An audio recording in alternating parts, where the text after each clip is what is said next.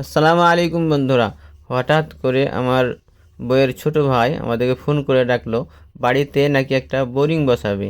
আমি বললাম, ওরে ভাই, তা বোরিংটা বসিয়ে ফেল, উপরওয়ালা দিলে পানিটা হয়ে যাবে। কিন্তু না, আমাকে ডাকলো, আমি গেলাম।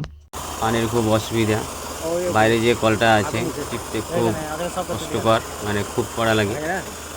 আর বলে রাখি, আমার শ্বশুর বাড়িতে শ্বশুর বা শাশুড়ি কেউ নাই, তারা ভাই আর দাদা, দুই ভাইয়েই থাকে। দাদা ব্যস্ত থাকে, ছোটো ভাই বোরিংটা বসাচ্ছে। ওই জন্যেই দাদাকে বা আমাদের ভাইরা ভাই বা শালি বা ঠাকুরজি যারা আছে সবকেই আমাদেরকে দাওয়াত করেছিল। আমরা গেলাম, আমরা বললাম যে ঠিক আছে বসা, বসে যাবে উপরওয়ালার দয়াতে। তা সে বারবার আমাদেরকে বলছিল যে আসেন, দেখে যান, কিছু করতে হবে না, এতে চুপ করে বসে থাকবেন। ওই জন্যেই আমরা সবাই মিলে গেলাম।